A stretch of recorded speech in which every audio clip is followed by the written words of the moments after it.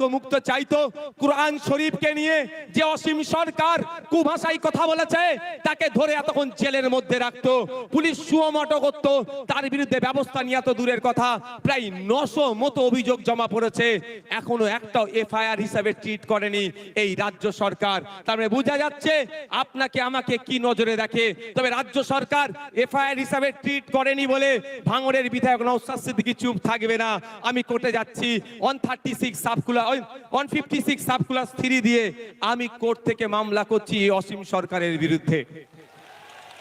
কিন্তু প্রশ্ন এটা, পেছনের লোকেরা একটু দেখছে, আপনারা বসে পড়ুন, যারা দূরে আছে একটু বসুন না, আপনাদের পেছনে তো বসা যাবে, ভাই বসে পড়ুন তো, ভাই বসুন। ওখানে যারা আছেন আমার সোজা যারা আছেন বসুন, যারা আছে বসে যান তো ভাই। আমাকে ওই মাইকটা দেন। আমার সোজাসুজি যারা আওয়াজ যারা যাচ্ছেন তারা বসেন ভাই। হ্যাঁ না থাক। এই ভাই, মিডিয়ার বন্ধুদের সাথে কেউ মিডিয়ার বন্ধুদের সাথে কোনো খারাপ আচরণ করবেন না।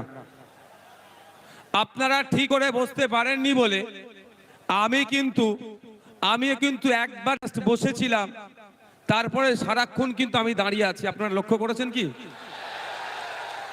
মিডিয়ার আমাদের বন্ধু মানুষ, সুতরাং মিডিয়ার বন্ধুদেরকেও তাদের কাজটা করতে দিই।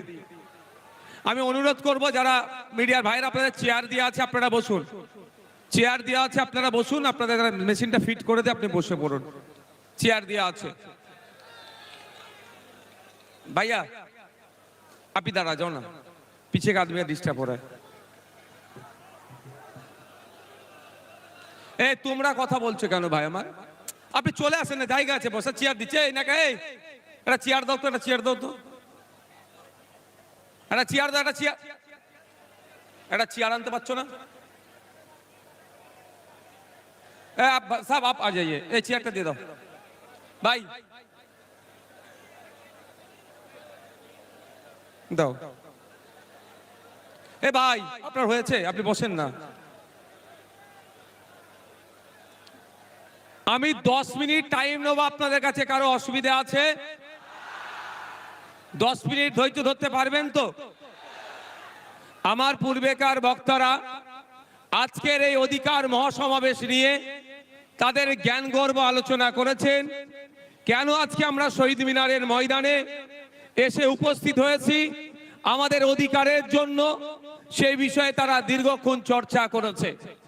আমি আপনাদের কিঞ্চিত বলবো, সাথে 2026-এর বার্তা আমরা দেব যে আগামী নির্বাচনে আমরা কি চাইছি, কি করতে চাইছি, সেটা এখানে যারা হাজার হাজার মানুষ উপস্থিত হয়েছেন এই বার্তা নিয়ে গিয়ে পাড়াতে পাড়াতে, মহল্লাতে মহল্লাতে, বুথে বুথে, চায়ের দোকান থেকে শুরু করে পাড়ার রকে, যে যেখানে, খেলার ময়দানে, যে যেখানে থাকেন, এই বার্তাটা আমাদের পৌঁছে দিতে হবে। আইএসএফ এর বার্তাকে।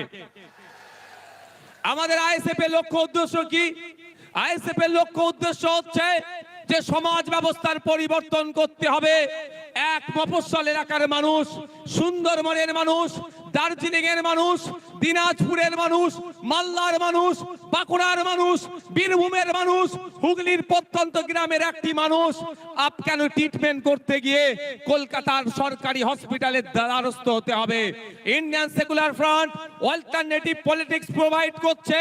ইন্ডিয়ান সেকুলার ফ্রন্ট কল দিচ্ছে 2026 সালে যদি আমাদেরকে আপনারা সরকারে নিয়ে আসেন, আমরা এই 5 বছর একটা সরকারের সময় পাই, 5 বছর 5টা জেলাতে আমরা কলকাতার পিজি, এনআরএস, আরজি করের মতো স্টার হসপিটাল আমরা বানিয়ে দেব।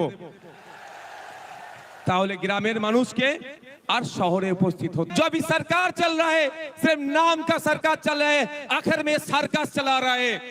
क्योंकि यहाँ पे 100 पॉइंट रोस्टर के अनुसार से 22% दलित को जॉब मिलना चाहिए, लेकिन ऑफिशियल ये लोग 22% दलित को जॉब दे रहा है, लेकिन उसमें से 10% असली दलित नहीं है। फेक सर्टिफिकेट डाल के दलित का जहाँ के ये सरकार छीनना चाहते हैं। हम लोग का लड़ाई है 20-22% असली जो दलित है उनको जॉब मिले, वही लड़ाई हम लोगों का है। यहाँ पे 6% रिजर्वेशन है एसटी कम्युनिटी के लिए। दुख की बात है बंगाल में 1 करोड़ आदिवासी नहीं है, लेकिन 1.5 करोड़ एसटी सर्टिफिकेट प्रोवाइड किया गया है। इसका मतलब यही होता है जे 6% जो है, जब उसमें से असली जो जो आदिवासी है उनको नहीं मिल रहा है, उसको छोड़ के जो नॉन आदिवासी है, जो आदिवासी के जो संरक्षण है, जो रिजर्वेशन है, उसमें से वो लोग खा जा रहे हैं। तो हमारा मंच इस दिन आज यहाँ से ऐलान करना चाहते हैं, अगर हम लोग सत्ते में आएंगे 22% जो दलित के लिए जॉब है रिजर्वेशन उनको सही से मिलेगा, 6% जो आदिवासी के हैं वो मिलेगा। साथ में रंगनाथ मिश्रा जी का जो कमीशन है, बैकवर्ड क्लास का जो माइनॉरिटी मुस्लिम है उनका जो 10% देने के लिए बोला है, हम लोग देंगे। 100টা চাকরি হলে 10টা অনগ্রসর মুসলমান চাকরি পাবে, 22টা দলিত চাকরি পাবে, 6 জন আদিবাসী ভাবে প্রকৃত এর ব্যবস্থা আমরা করব যদি 2026 সালে আমাদেরকে নিয়ে আসা হয়, আমরা করব। আমরা এই মঞ্চ থেকে কি বলছি, আমাদের অধিকার পরিযায়ী শ্রমিকের অধিকার, ইন্টারস্টেট মাইগ্রেন্ট লেবার 1979 কেন্দ্র সরকারের আইন, এই মাইগ্রেন্ট লেবারদের এই যারা নানান রকম অত্যাচার অনাচার হচ্ছে এইগুলো বন্ধের জন্য। কিন্তু দুর্ভাগ্য আজকে এখানে যারা উপস্থিত হয়েছেন মুর্শিদাবাদ, মালদা, দিনাজপুর রাজ্যের বিভিন্ন জায়গা থেকে এসেছেন, যাদের অনেকের বাড়ির লেবার ছেলেরা মাইগ্রেন্ট লেবার হয়ে ভিন্ন রাজ্যে কাজ করছেন, আপনাদেরকে জানানো হয়নি inter state migrant labour act 1979টা কি, ওখানে প্রত্যেকটা যে মাইগ্রেন্ট লেবার আছে তার অধিকার সুরক্ষিত আছে। কিন্তু দুর্ভাগ্য আমাদের ওই আইন বইয়ের পাতাতে সুরক্ষিত আছে, বাস্তবে কিন্তু আমার শ্রমিকরা সুরক্ষিত নয়। তাই আপনাদের বলবো, যদি আপনারা আমাদেরকে সুযোগ দেন 2026-এর জন্য, শুধু আপনারা নয়, আপনারা আজকে বাড়ি যাবেন, বাড়ি গিয়ে মহল্লাতে, ক্লাবে, মাঠে, ময়দানে, হাটে বাজারে, যে বাসে ঘাটে যেখানেই যাবেন, একটাই কথা যে আইএসএফ কে বা সুযোগ দেওয়া হোক, আইএসএফ এই চোর ডাকাত গুন্ডা মস্তান গুলোকে সরিয়ে দিয়ে সুষ্ঠু সমাজ ব্যবস্থা নিয়ে আসবে। যে এই সমাজ ব্যবস্থায় সরকারি কর্মচারীরা তার হকের দিয়ে পাবে কেন্দ্রীয় সমাহারে, যে সমাজ ব্যবস্থায় শূন্য পদগুলো পূরণ হবে, বেকারত্ব দূরে সরানো হবে, যেই সমাজ ব্যবস্থায় আনিসের বিচার হবে, তামান্নার বিচার হবে, তিলোত্তমার বিচার হবে, যে সমাজ ব্যবস্থায় নারীরা তার অধিকার পাবে, যে সমাজ ব্যবস্থায় কৃষক তার উৎপাদিত ফসলের দাম পাবে, যে সমাজ ব্যবস্থায় আমি আপনি মেহনত করছি, আমার আপনার শ্রমের মূল্যায়ন হচ্ছে না, এই শ্রমের মূল্যায়ন হবে, মিনিমাম ওয়েজেসটা আমরা বাড়াবার ব্যবস্থা করব। যে এই সমাজ ব্যবস্থায় নারীদের হাতে শুধু 1000-1200 টাকা তুলে দিও নয়, নারীদেরকে ক্ষমতায়ন করতে গেলে আমরা মনে করি কম করে 5000 টাকার ব্যবস্থা করতে হবে, সেই সমাজ ব্যবস্থা আমরা নিয়ে আসব। তবে হ্যাঁ, 5000 টাকা দেওয়ার সাথে সাথে রাজ্য কিছু কাজ বুঝে নেবে, এই সুষ্ঠু সমাজ ব্যবস্থা আনবো যেখানে বর্ণগত, জাতিগত, ধর্মগত, নারী পুরুষের কোনো ভেদাভেদ থাকবে না, যেখানে সবাই আমরা মানুষ, আমাদের সামাজিক পরিচয় আমরা যেটা সেটা নিয়ে মাথা তুলে বেঁচে থাকবো, সেই সমাজ ব্যবস্থা নিয়ে আসবো। বাংলার মানুষ যদি 2026 লোক বিধানসভা নির্বাচনে আমাদেরকে সুযোগ দেয়, তবে আপনাদের উপস্থিতি প্রমাণ করে দিচ্ছে যে বাংলার অলিতে গলিতে ইন্ডিয়ান সেকুলার ফ্রন্টের যে জয় জয়কার হবে, সেটার আপনাদের উপস্থিতি আজকে কিন্তু প্রমাণ করে দিচ্ছে। আপনারা মাঠে যারা আছেন, আপনারা হয়তো বাইরে যেতে পারছেন না, আমি তো একটার পরে এখানে এসেছি, আমি বাইরের অবস্থাটা একটু ঘুরে ঘুরে দেখছিলাম। আপনারা এখানে যে রকম মানুষ আছেন এর কয়েক গুণ বেশি মানুষ বাইরে শুধু ঘুরছে, জায়গা পাচ্ছে না বলে।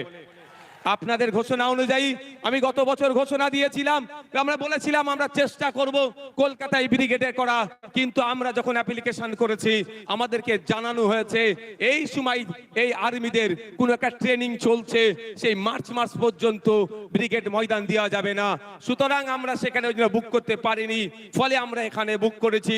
তবে আপনারা সাথ দিলে শুধু ভাঙড় থেকে নয়, রাজ্যের বিভিন্ন প্রান্ত থেকে 2026 বিধানসভায় ডবল ডিজিটের বিধায়ক ইন্ডিয়ান সেকুলার ফ্রন্ট পাচ্ছে।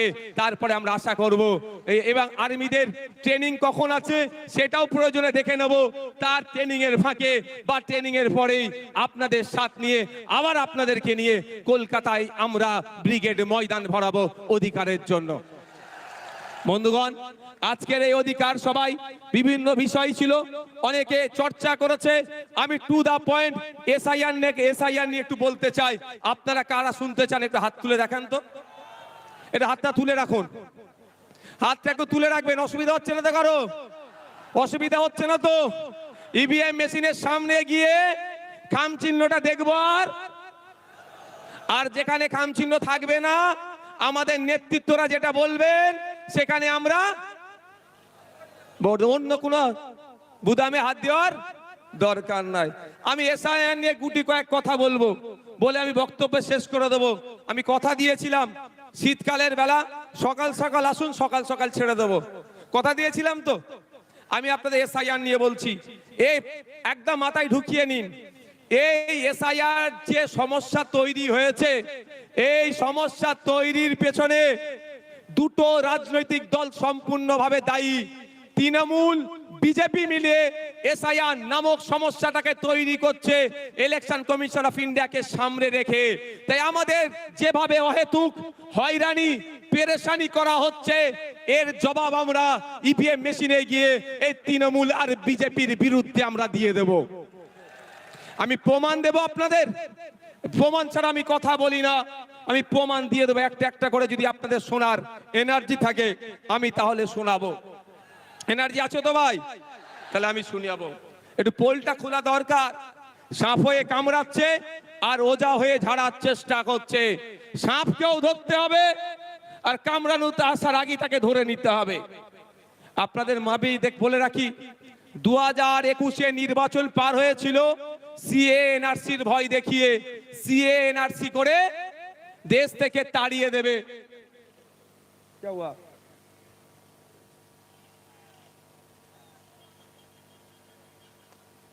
সংগ্রামী যৌথ মঞ্চে যে মঞ্চ আছে তার উপরে ছেলেরা উঠে গেছে, না ভাই যাও ভাই, এই উপরে যারা উঠেছো না ভাই যাও, একদম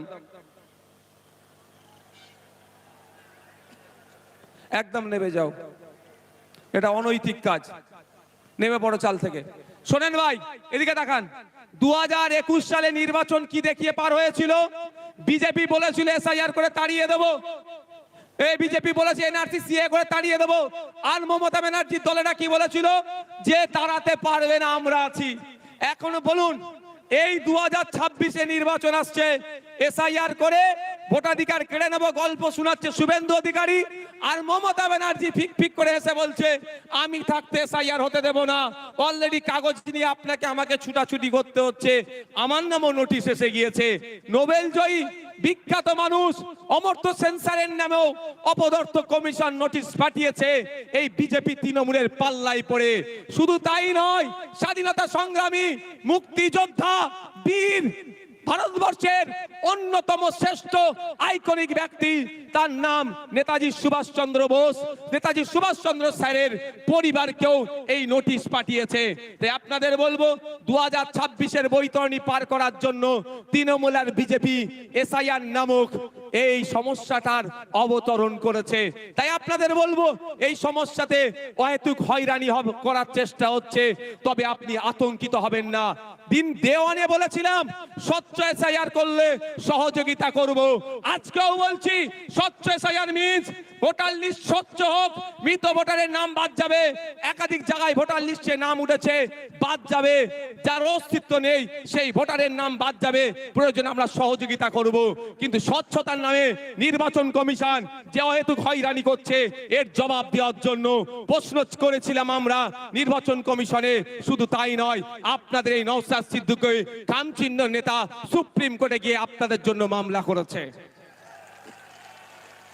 আপনাদের বলে রাখি, দুটো কাজ এই মুহূর্তে মমতা ব্যানার্জি যদি করে, দুটো কাজ যদি এই মুহূর্তে মমতা ব্যানার্জি করে, হয়রানিও বন্ধ হবে, আতঙ্কিত হবেন না। দুটো কাজ কি কি বলে দিচ্ছি, শর্ট টাইম, আমি বেশিক্ষণ বলবো না, বলেছি আপনাদের।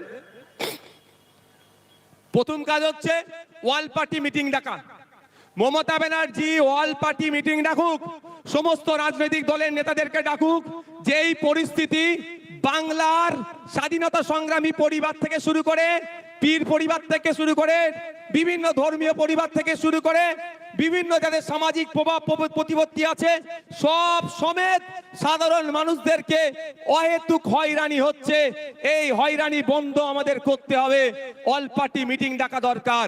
কেমন অল পার্টি মিটিং আপনাদের জানিয়ে রাখি, বর্বর পাকিস্তানিরা যখন এসে পেহেলগাঁওতে আমাদের দেশের নাগরিককে খুন করলো, সেই সময় অল পার্টি মিটিং ভারত সরকার ডেকেছিল। সেই সময় কংগ্রেসের পক্ষ থেকে বলেছিল পাকিস্তানের বিরুদ্ধে অল আউট যাও, আমাদের কোনো অবজেকশন নাই। আজকে মমতা ব্যানার্জি যদি অল পার্টি মিটিং ডাকে, মমতা ব্যানার্জি ডাকে কেউ আসুক আর নাই আসুক, ইন্ডিয়ান সেকুলার ফ্রন্ট যাবে বাংলার নাগরিকদের সাথে, সেখানে গিয়ে বলবে স্বচ্ছতার সাথে যে কাজ পশ্চিম বাংলা সরকার করতে চাই আমরা প্রস্তুত আছি বাংলার মানুষের জন্য। করবে, তাহলে আপনি আতঙ্কিত মুক্ত হবেন তো ভাই? কিন্তু চাই না আপনি আতঙ্কিত মুক্ত হন মমতা ব্যানার্জির দলেরা। এরা চাই আপনি পেরেশানে থাকুন। আপনি পেরেশানে থাকলে প্রশ্ন করতে পারবেন না মাদ্রাসায় টিচার নেই কেন। আজকে দেখুন কলকাতায় গতকালকে খোঁজ নিয়ে দেখুন প্রায় 33 দিন এই ঠান্ডাতে তারা পড়ে আছে। আনএডেড টিচার গুলো, এমএসকেএসএস কে টিচারদের সাম্মানিকটা ঠিকঠাক পাচ্ছে না। মাদ্রাসায় 10,000 শূন্য পদ হয়ে গেছে, পরিকাঠামো ধ্বংস হয়ে গেছে, স্কুলে টিচার নাই, হাই স্কুলে টিচার নাই, শিক্ষার পরিকাঠামো ধ্বংস হয়ে গেছে। আপনি এটা প্রশ্ন করবেন না এসআইআর এর কাগজ নিয়ে ছুটাছুটি করবেন? এই ছুটাছুটি করার জন্য আপনাকে এই পদক্ষেপগুলো গ্রহণ করছে না। দ্বিতীয় হচ্ছে বিধানসভায় নিন্দা প্রস্তাব পাস করানো হোক। বিধানসভায় নিন্দা প্রস্তাব পাস করানো হোক। যেভাবে অহেতুক হয়রানি করা হচ্ছে এটা অত্যন্ত নিন্দাজনক কাজ। সেখানে নিন্দা প্রস্তাব পাস করানো হোক। সেই নিন্দা প্রস্তাবের কপিটা ইলেকশন কমিশন অফ ইন্ডিয়াকে দিক, আর যে সরকার একটা মামলা করুক সেই মামলাতে কপিটা অ্যাটাচ করে দিক। নিশ্চিতভাবে সুপ্রিম কোর্ট এটার প্রতি বিবেচনা করবে, কারণ বিধানসভার মধ্যে নিন্দা প্রস্তাব পাস করানো মানে পুরো পশ্চিম বাংলার মানুষ এটাকে নিন্দা করছে, এই অহেতুক হয়রানিকে। এটা করবে মমতা ব্যানার্জির সরকার? আওয়াজ দিন একটু। কেন করবে না? পেরেশান তো হচ্ছে দলিত, সব থেকে বেশি পেরেশানি হচ্ছে মুসলমান, তারপরে দলিত, তারপরে আদিবাসী। তাই মুসলমানকে তো বড় মানুষ মনে করে না, শুধু ভোটার মনে করে, আর ক্যাপটিভ ভোট ব্যাংক হিসাবে রাখতে চায়। তাই আপনাদের বলবো দিকে দিকে আওয়াজ তুলতে হবে, বলতে হবে ইমিডিয়েট পশ্চিম বাংলা সরকারকে এ দুটো কাজ করা দরকার। এক, অল পার্টি মিটিং ডাকা, দ্বিতীয় হচ্ছে বিধানসভায় নিন্দা প্রস্তাব পাস করানো। এরপরও আপনাদের বলছি আমার উপরে কেন এদের রাগ বুঝতে পেরেছেন? ৭৭টাকে নিয়ে কিছু নয়, নওশাদকেই হারাতে হবে। কারণ আমি তো এদের পয়েন্টে পয়েন্টে এদের ভুলগুলো ধরিয়ে দিই, ওই জন্য ওদের জয়েন্টে জয়েন্টে ব্যথাটা করে যায়। আমি তো বলছি আপনাকে, দেখবেন যাদের বাড়ি ফর্ম গেছে, ফর্মের সাথে আর একটা এক্সট্রা এই হিয়ারিং এর নোটিশ গেছে, হিয়ারিং এর নোটিশের সাথে আর একটা কাগজ গিয়েছে। সেই হিয়ারিং এর নোটিশের সাথে একটা যে কাগজ গিয়েছে সেখানে 13টা ডকুমেন্টসের কথা বলা হচ্ছে। যাদেরকে হিয়ারিং এ ডাকা হচ্ছে এই 13টা ডকুমেন্টসের মধ্যে কোনো একটা ডকুমেন্ট সাবমিট করলে তার হিয়ারিংটা সে পজিটিভ হয়ে যাবে, অর্থাৎ তার অসুবিধা হবে না। এটা বলছো তো? আচ্ছা, আমরা এই এসআইআর নিয়ে এত দুটো মেনলি সমস্যার সম্মুখীন হতে হচ্ছে আমাদের। একটা, টাইম লস হচ্ছে, দাঁড়াতে হচ্ছে, অব্যবস্থা। ওখানে এই গেটের ওখান থেকে সরে যাও, তো এই গেটের ওখান থেকে সরে যাও, গেট থেকে সরে যাও, দেখতে পাচ্ছ না? এই সবার উপরে উঠে বসুন, নিচে বসুন না, বসুন। দুটো জিনিস হচ্ছে তো ভাই। একটা কি, আমার অযথা টাইম দিতে হচ্ছে, ওখানে অব্যবস্থা, ওখানে ঠিকঠাক ব্যবস্থা আমরা পাচ্ছি না, ঘন্টার পর ঘন্টা লাইনে গিয়ে দাঁড়াতে হচ্ছে। দ্বিতীয় হচ্ছে আমি আতঙ্কিত, তাই তো ভাই, যে আমার কি হবে। কিন্তু এই 13টা ডকুমেন্টস এর মধ্যে যদি কারো একটা ডকুমেন্টস থাকে সে আতঙ্ক মুক্ত।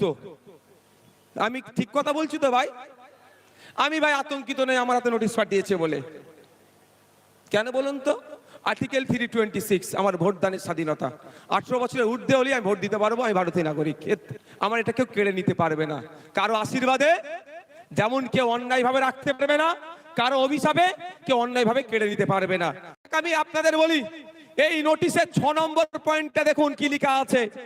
6 নম্বর বলা হচ্ছে, রাজ্যের উপযুক্ত কর্তৃপক্ষ প্রদত্ত স্থায়ী বসবাসের প্রমাণপত্র বা শংসাপত্র, অর্থাৎ পশ্চিম বাংলা সরকার তার কর্তৃপক্ষকে দিয়ে আপনার হাতে যদি রেসিডেন্স সার্টিফিকেট তুলে দেয়, তাহলে আপনি হিয়ারিং এর নোটিশে গিয়ে ওটা দিলেই আপনি হিয়ারিং, আপনার কোনো আর চিন্তার কারণ থাকবে না।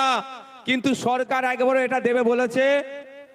একবারও বলেছে যে তোমরা হয়রানি হয়ে না, তোমরা আতঙ্কিত হয়ে না, আমি তোমাদের সরকার, যে আমি তোমাদের ব্যবস্থা করে দেবো। তাই আপনাদের বলি, আপনারা 2021 সালে অনেকে ভাঙড় ছাড়া অনেকে কি হবে না হবে ভেবে ভোট দিবার ইচ্ছা গেলেও ভোট দেননি। কিন্তু আপনাদের বলছি, আজকে যদি এটা সংযুক্ত মোর্চার সরকার চলতো তাহলে এই হয়রানি হতো না। তারপরেও যদি হয়রানি করার চেষ্টা করতো, আমরা বাড়িতে বাড়িতে এই রেসিডেন্স সার্টিফিকেটটা তৈরি করে পৌঁছে দিতাম। বাড়িতে থাকো, তোমার বাড়িতে আমরা কাগজ পৌঁছে দেবো। রাজ্য সরকার চাইলে যেভাবে দুয়ারে সরকার করছে সেরকম বাড়িতে সরকার পৌঁছে দিতে পারতো, খামে ভরে এনাও তোমার রেসিডেন্স সার্টিফিকেট, যাও তুমি গিয়ে হিয়ারিং এর টেবিলে দাও, তোমার হিয়ারিং পাস হয়ে যাবে, তোমার ভয় নেই। এটা করেছে রাজ্য সরকার? এটা জানতে হবে। আমি প্রথমেই বলি, শুভেন্দু অধিকারী আমাকে আপনাকে ভোটাধিকার কেড়ে নেওয়ার চক্রান্ত করছে। চক্রান্ত করলে চক্রান্তের জবাব দিতে হবে তো। কেউ যদি বুনোহল হয় তাহলে বাঘা তেঁতুল হতে হবে তো ভাই। তো বাঘা তেঁতুলের ভূমিকা দেখতে পাচ্ছি না। তারপরে চলে আসুন 10 নম্বর পয়েন্টে বলছে, রাজ্য স্থানীয় কর্তৃপক্ষের দ্বারা তৈরি পারিবারিক রেজিস্টার্ড। রাজ্য বা স্থানীয় কর্তৃপক্ষের দ্বারা তৈরি পারিবারিক রেজিস্টার্ড 2011 সালে আইসিডিএস কর্মীদের দিয়ে তথ্য তোলা হয়েছিল, এই পারিবারিক রেজিস্টার সেখানে আছে। এই তথ্যটা উঠে প্রথমে গিয়েছিল পঞ্চায়েতে, পঞ্চায়েত থেকে রাজ্যে গিয়েছিল। তাহলে আপনারা বলুন, এই তথ্যটা অলরেডি প্রতিটা পঞ্চায়েতে আছে।